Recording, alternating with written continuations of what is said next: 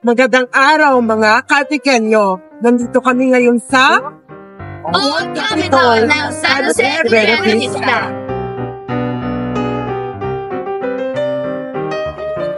Bilang mga estudyante ng Bilisan National School, Arts and Design Strand, may kakayahan kaming ibahagi ang kultura ng ating probinsya. Ang lumang Kapitolyo ay dating isang presidensya noong panahon ng mga Amerikano. Ngayon, isa na itong museo. Isa ito sa natitirang colonial building sa Antique. Marami kasing nasira noong World War II, pero nanatili itong matatag. Kaya napakaganda na ma-restore ito para makita ng bagong henerasyon kung gaano kayaman ang kasaysayan ng Antique. Dito pala kami naka-assign sa tourism building para sa aming work immersion. At ito pala ang itsura ng New Antique Provincial Capital. Ayan guys, focus muna tayo sa Old Capitol. Ito nga pala ang Sakada Wall.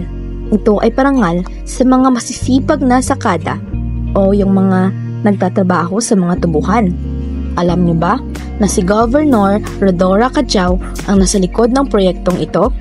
Ang ganda lang kasi naaalala at pinaparangalan natin yung mga nagtrabaho para sa ating probinsya.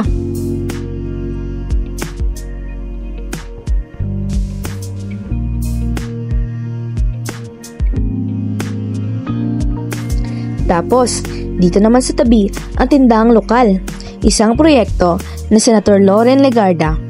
Pagpasok namin, agad kaming binati ng mga staff na may mga ngiti. Pero hindi namin sila na-film kasi nahiya kami, baka gusto naman nila kasi ng privacy.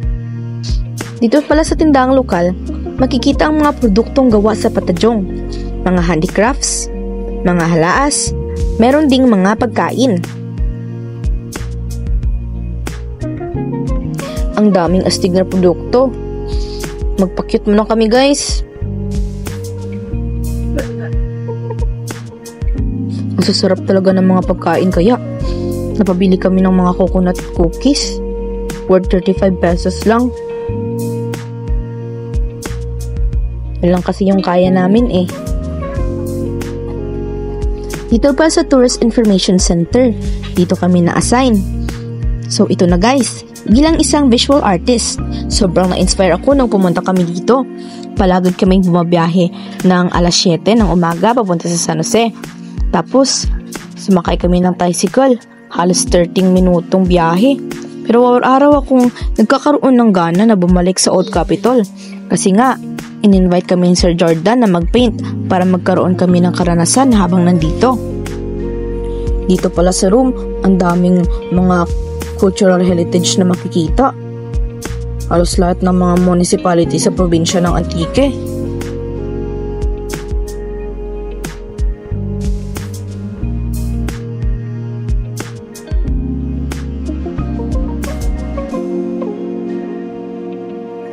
Naisip ko rin ibigay ang aking artworks, siguro mga 3 paintings lahat. Sa linos ko padalil ng isa. Isa sa mga pininta ko ay ang Modern Agora ng Bilisan Antique.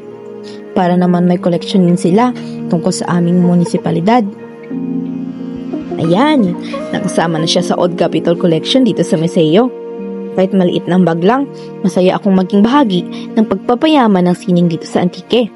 Nagpapasalamat din ako pala kay Sir Ernest, Sir Jordan at sa mga staff ng Tourism Office of San Jose de Buena Vista sa patuloy nilang pagsusuporta sa amin.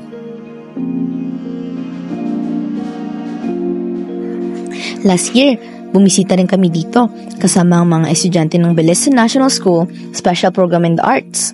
Ang dami naming saksiyang artworks. Medyo nakalimutan ko na yung iba, pero naalala ko lang na may mga malalaking artwork na parang Japanese-inspired.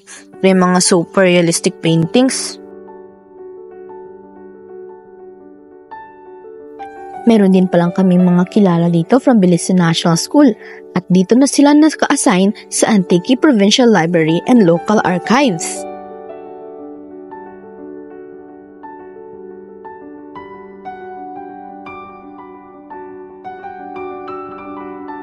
Sana nga, hindi na kami umalis eh. Kaso nalobat yung camera, tapos hindi na namin natuloy yung shooting pa namin. Ang babait nga yung mga staff dito. na-welcome din nila kami.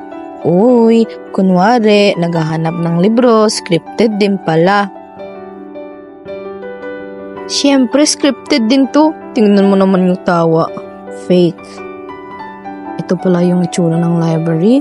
Ang ganda. Ang organized. Tapos, ang bait pa ng staff. Ito rin pa yung libro na nabasa namin. Yung pastel book. Diba? Ang ganda. Rose. So, meron din palang library para sa mga children. So, ang ganda pala ng loob. Tapos, may mga tao pa dito last time. Hindi ko alam kung nag-immersion din sila. Pero welcome din kami ng librarian na nagbabantay dito. Also, may doll collection pala mula sa ibang bansa. Meron from Japan, from China, from Russia, at marami pang iba. Medyo creepy nga, pero ang cute din.